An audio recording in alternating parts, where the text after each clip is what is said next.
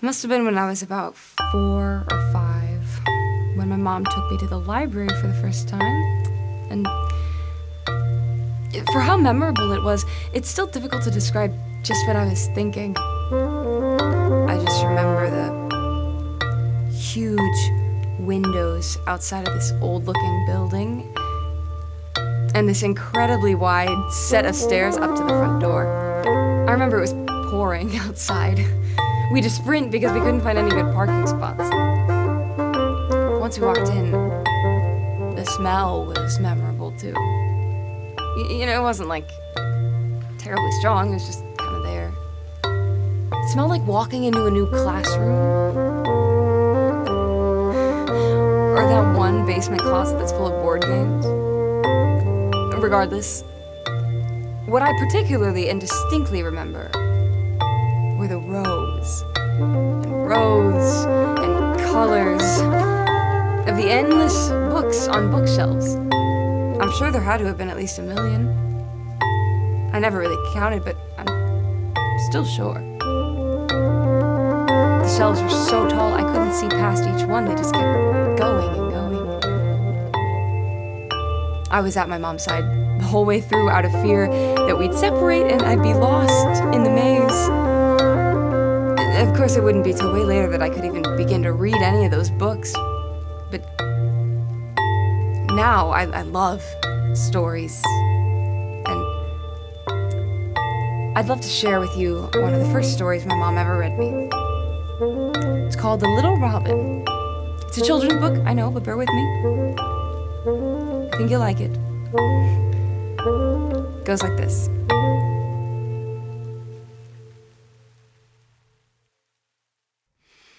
Alone, in a luscious field of tall grass, stands a cherry tree, brimming with bright and colorful blossoms. Surrounding are all manner of vibrant creatures bustling and roaming as they please. But atop this tree is a nest, home to a little robin and her mother.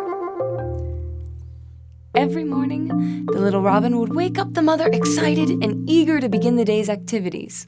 And every morning, the mother would lift up the little robin to the brim of the nest so that she could see the world from above.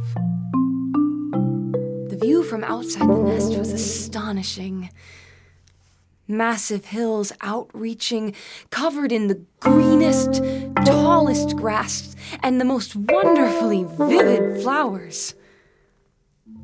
With the world so large and the robin so small, she would often get scared, and the mother would say, "Don't worry, little one. You'll always find help in me when you need it."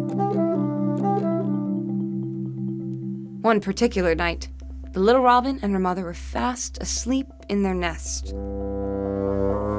Off in the distance, a rumbling, thundering storm was fast approaching. The winds began to pick up, and the blossoms rustled louder and louder. All of a sudden, before the little robin could even wake up, a massive gust of wind blew her into the air and out of the nest. Down, down, down she fell through the countless tree branches into the grass below. "Ouch," said the little robin, landing in a bed of nettles. The nest was so far away now. Without any idea how to get home, the little robin stayed sheltered in the grass as the storm passed overnight. The next morning, the little robin awoke, afraid and unsure what to do, wanting to get home, but how? The little robin had no choice but to begin her journey back towards the cherry tree. After some time, the little robin came across a small river. The riverbed was covered from end to end in mud. "Help!" outcried a voice from the mud. The little robin looked around and saw a small turtle stuck in the riverbed. She leapt down to the edge and asked, "What's the matter?" "I'm stuck in the mud," said the turtle. "Can you help me out?"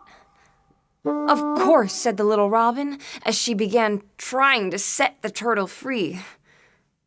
To the turtle's surprise, this little robin was able to free them within a matter of seconds. "Thank you so much. You saved me," said the turtle.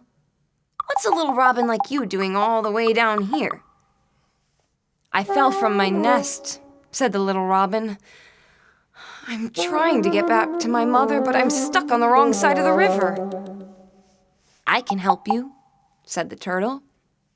"Hop on my back. We can swim over the river, and you'll be on your way." The turtle picked up the little robin on their back, and the two made their way across the small river to the other side. "Good luck on your journey," said the turtle. "But beware, there is an evil snake that lives around here. Stay away if you can." With the cherry tree still in the distance, the little robin continued on her journey. Moving along, she began to notice the grass becoming taller and taller until it was almost impossible to see above it. Without the tree in sight, the little robin had no idea which direction to go. Poke, poke. The little robin felt something next to her. She looked down to see a tiny green grasshopper. "Help," said the grasshopper. "My lucky flower is all the way up on the top of that rock, and I can't reach it. Can you?" "Of course," said the little robin. "Let me lift you to the top." The little robin picked up the tiny grasshopper and lifted him up as high as she could. The grasshopper leaped and found footing at the very top, right where the flower was. "Thank you, thank you, thank you," said the grasshopper. "You are so kind, and I've missed my flower for so long. How did a little robin like you end up in this field of tall grass?" "I fell out of my nest, and I'm trying to get back to my mother," said the little robin. "I can't see where the tree is anymore, though." "I know how to get to your tree. Follow me," said the grasshopper. The little robin followed the grasshopper through all of the tall grass until finally the sunlight showed itself once more, illuminating the now visible cherry tree. "Thank you so much," said the little robin. "I can finally get home." "Of course," said the grasshopper. "Good luck on your journey.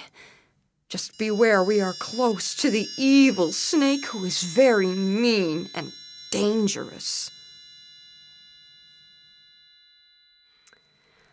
The little robin once again continued on her long journey.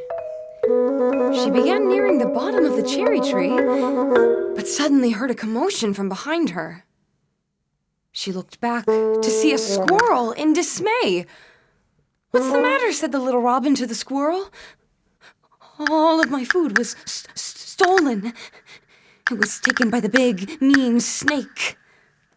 The little robin looked at the fraught squirrel and asked, "If I can get your food back, could you help me up to my nest?"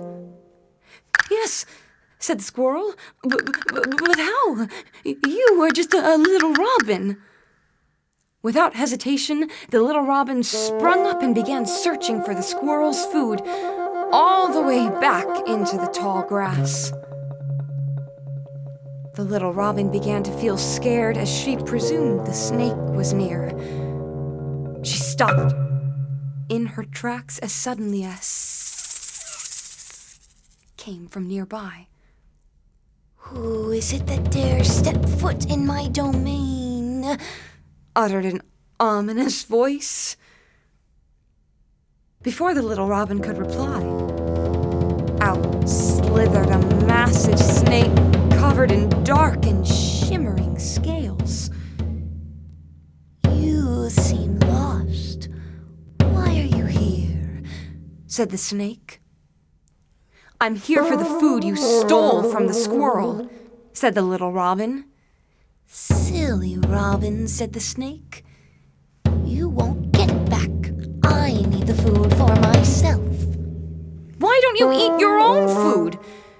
exclaimed the robin. "I'll take what I want whenever I want it." Still terrified, the little robin asked, "What could I do to convince you to give it back?"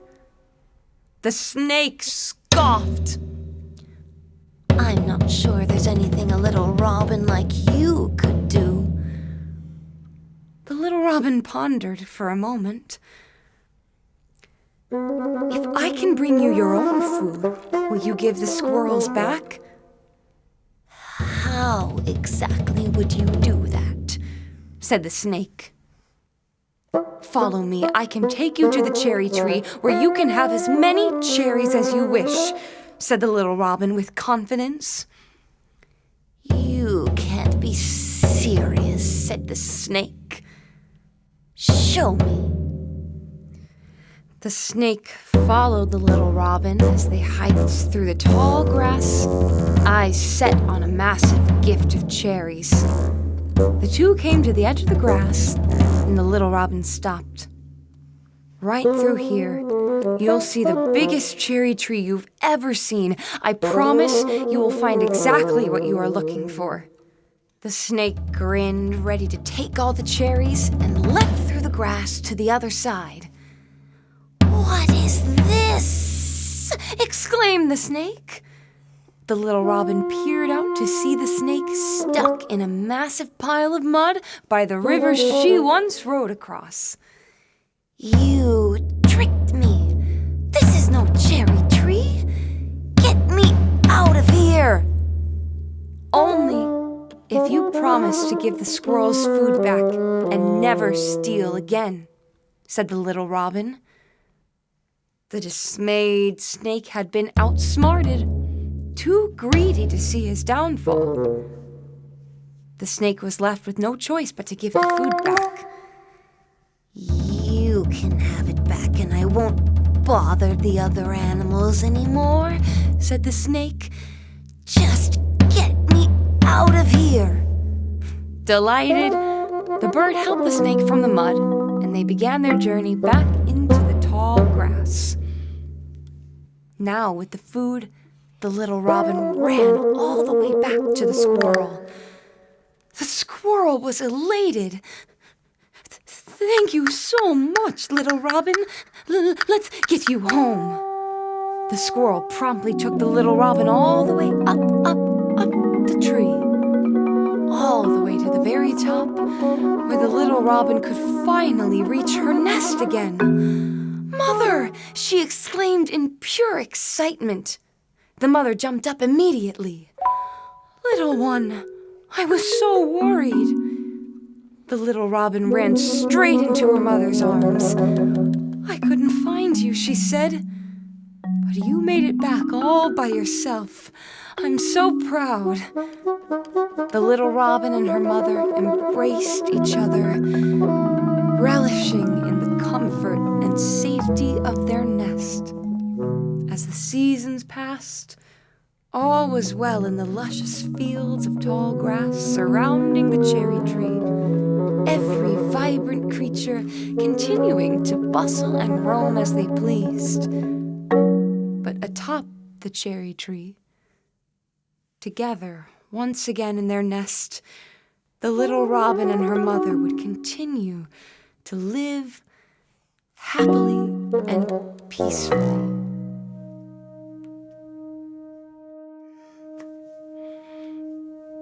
Isn't that just the cutest? I mean, don't get me wrong, it's not the most complicated piece of fiction ever, but I really like it.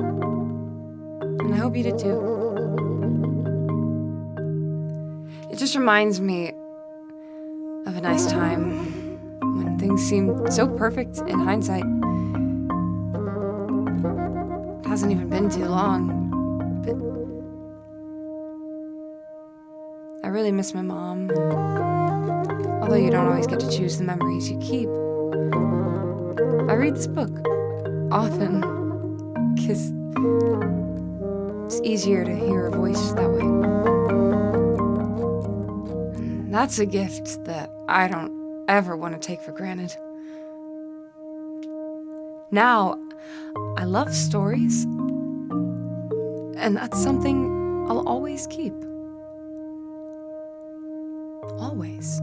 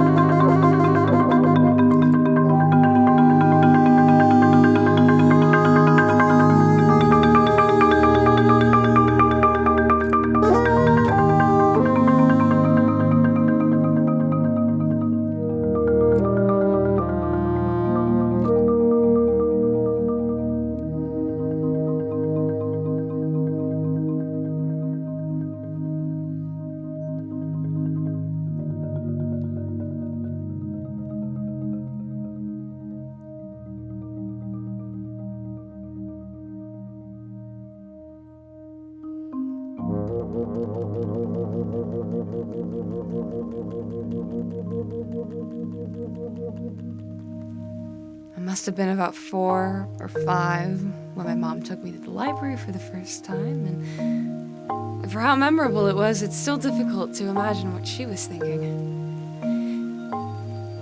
She knew that she was about to change my life. She definitely knew how to tell stories. You know what? Let me tell you about her story.